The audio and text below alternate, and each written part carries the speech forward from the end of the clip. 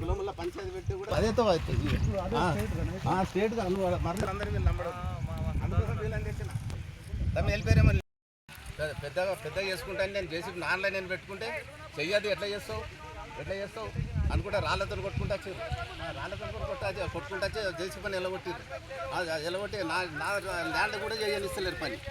అందుకోసం వాళ్ళ మీద కఠిన చర్య తీసుకోవాలని నేను దరఖాస్తు ఇచ్చినాక సిఐకి ఇచ్చి ఇప్పుడు సీఐ టైం లేదని ఆపుతూ సీఎం టైం లేదు నేను తిరుగుతున్నా, వాళ్ళు అది చేసుకుంటూ నాకు చేస్తున్నారు. వెంకటాపురం కోనపురం అటు బలరమడిగా ఉన్నది వెనకటి నుంచి తొవ్వ, ఇక్కడ ముత్తాతల నుంచి తొవ్వ ఇట్లా ఉన్నది. ఇక్కడ మా అన్నది ఉంది, ఇగో ఇక్కడ ఈ సైడ్ నాది.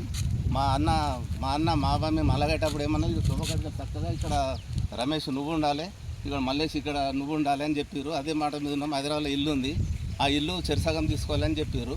సరే అని ఒప్పుకున్న 30 ఏళ్ళకు రాండి ఇక్కడ రండి 30 ఏళ్ళకు ఇలా కట్టి పోతే నేనే అనుకుంటాను 30 ఏళ్ళకు. ఇప్పుడు వచ్చి ఈ మా అడ్యుకేషన్లో కేసు కూడా చేసిన. మళ్ళీ నిన్న నుంచి నేను లేను, చేసి డాక్టర్లను పెట్టి నా భూమి ఖరాబ్ చేసి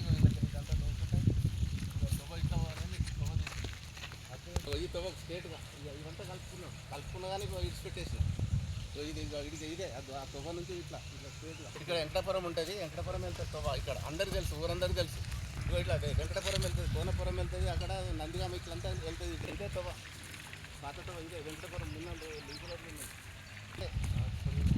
తొవ్వలకు నుంచి అదంతా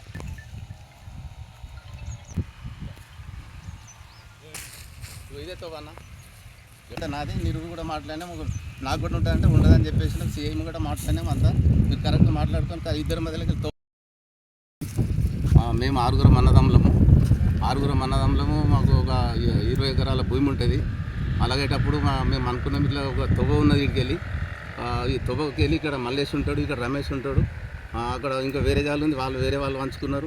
4 చూపించింది మా అమ్మ నాయన చూపిస్తే అదే మాట మీద నేను 30 ఏళ్ళకి ఉన్నా నాదే అనుకొని నేను ఇలా పంట వండది కట్టెలు బిట్టెలు కొట్టుకుంటే నేను 2-3 ఏళ్ళకి నేనే అమ్ముకుంటున్నా కట్టెలు. ఇది ల్యాండ్ నాదే, సర్వే నెంబర్ 400/214.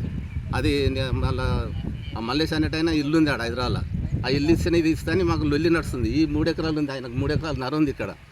ఈ 3 ఎకరాలు అనుకుంటుండే ఇల్లు ఇలా పాలిస్తలేడు.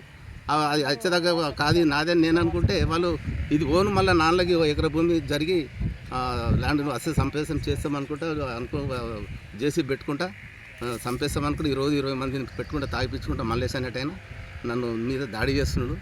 ఇప్పుడు ఎస్ఐకి మేడంకి ఇచ్చిన కంప్లైంట్ వచ్చి చూసింది. నేను ఇలా చక్కగా అంటే వాళ్ళు అంకరంటే నేను ఒప్పుకోలే. ఆడికెళ్ళి సిఐకి ఇచ్చిన, సిఐ టైం లేదు రేపెల్లుండి పిలిపిస్తుంది అన్నాడు. నేను సిఐ దగ్గర తిరుగుతున్నా. ఇక వాళ్ళేమో ఇదంతా కూల కొట్టుకుంటూ అది చేస్తున్నారు. ఇప్పుడు కఠిన చర్యలు తీసుకోవాలని నేను కోరుకుంటున్నాను.